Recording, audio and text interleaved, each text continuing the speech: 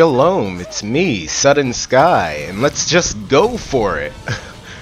When Viewtiful Joe was first getting released, it was a part of a whole thing that Capcom was doing with Nintendo, where the project, I think it was called, I don't have much information about this, but apparently it was called the Capcom 5. It was this plan to release 5 Capcom games exclusively for the GameCube, and the competition at the time was the original Xbox, I think, and the PlayStation 2, which I plan on getting sometime soon, because the library of games that the PlayStation 2 has, it's like the greatest. I mean, defeats Nintendo any day. Or not Nintendo, the GameCube, I guess. A lot of games on the PlayStation 2 I really want to try out pretty soon.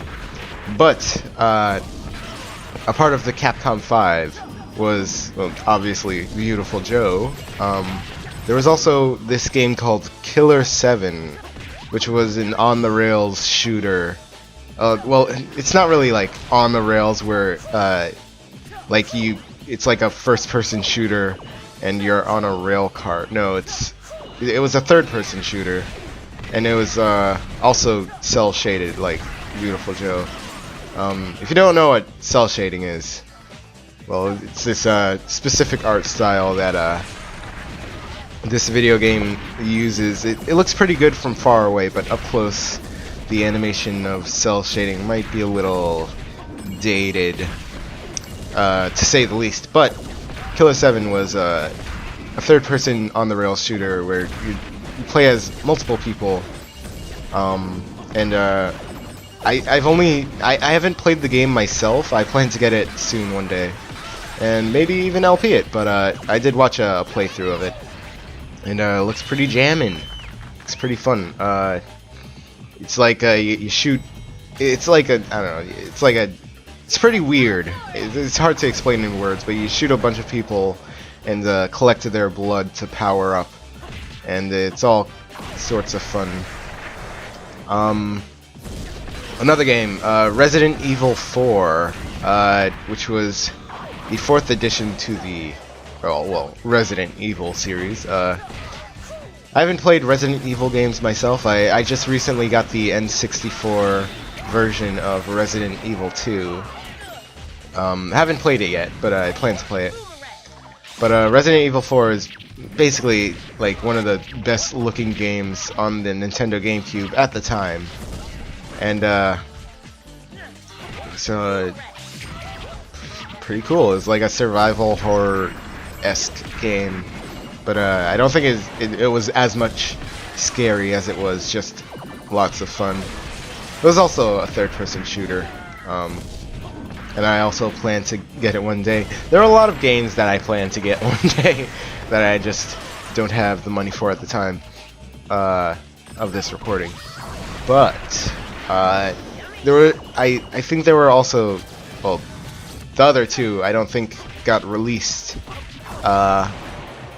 for I don't know, unspoken reasons, or maybe they were spoken but not in the public view, or not in my view, I guess. But these 5 games were planned to be sold exclusively for the Nintendo GameCube.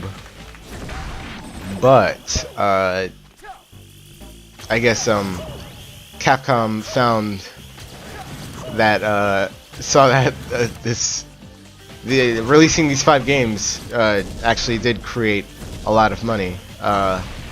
But before I get more into that, you have to use the Mach speed on these bombs so you could heat up and then punch the bombs, so you could light the fuse, so you can continue moving forward. But Capcom saw that the Capcom 5 was making a lot of money for the GameCube, so just a little pause to show you what the pause guy says, and he says, let's take a break at this current stage. But Capcom saw that these games were making them a lot of money, so why not make a lot more money by putting them on all the other systems? Or I think it was just PlayStation at the time. Yeah, sorry, I probably should have bit my tongue when I said Xbox. I don't think Xbox was that big.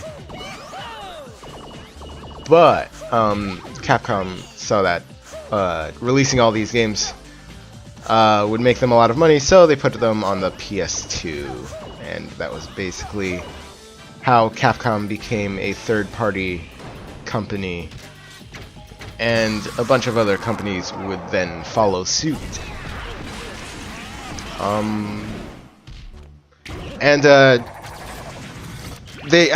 sure they made like other additions to the PS2 versions of the games to give people a reason why they should buy the PS2 version of these games. The difference between GameCube and PS2 was that GameCube was in a lot.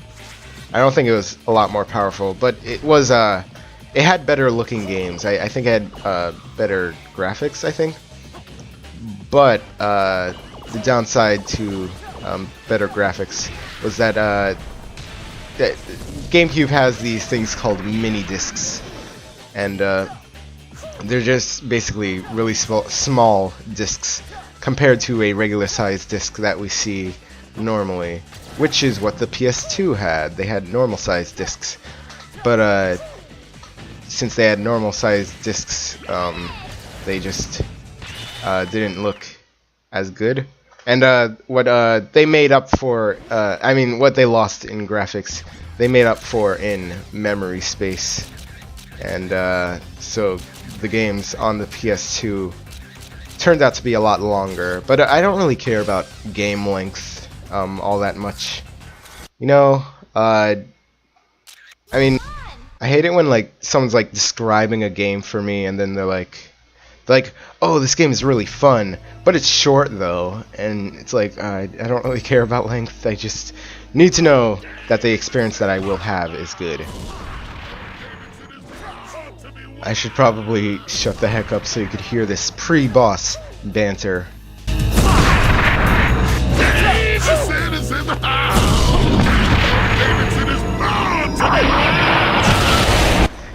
Yes, this is Hulk Davidson, and he is quite the character. Davidson is born to be wild. Yo, man, what's up? What can I do for you, kiddo? I guess you heard I rule the roost around here. Am I right? Huh? Oh man, don't flatter yourself. You're just another one of those old attractions in this movie land. What? Wait a minute, Jack. You mean to tell me you knew this world was called Movie Land? Oh, interesting. Alright, spit it out. Where you from?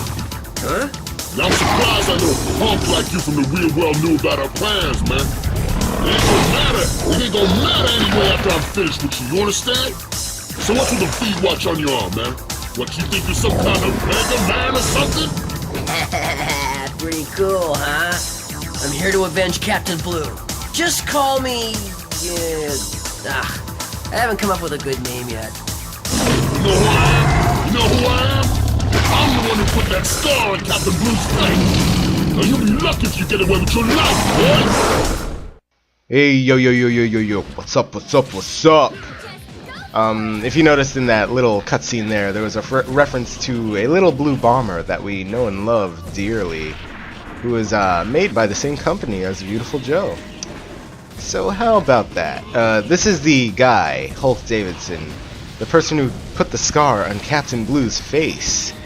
And you know how powerful Captain Blue is, so this guy probably shouldn't be taken lightly. You know, just do what superheroes do and beat him. A lot of these boss fights are easily beaten with VFX slow, and then when you're running out of VFX, just dodge. Simple as that. Hulk's going to the big house! Ouch! Hulk Davidson's name is actually a reference to a motorcycle company called Harley Davidson. See you guys in the next part. A man wears a scar as a medal. Not to say I couldn't win unhurt, of course. Thus, Joe overcame the frightful power of Hulk Davidson. But on the blueprint that had fallen into his hands was outlined the most terrible of plans. The Shadow, seeking to stretch their evil power to the ocean itself, had planted a bomb in the underwater city of Mu. Already, water was starting to flood the city. Thousands of lives were at risk. Joe had no choice but to abandon the search for Sylvia and race to rescue the innocents of Mu. Dang, this is horrible. I can't even read this junk. But more importantly, a superhero needs a super ride. Joe boards his trusty Six machine and embarks on a mission to save the underwater city. Don't forget to see the next installment, 2 Million Leagues Under the Sea. Till then, ta-ta!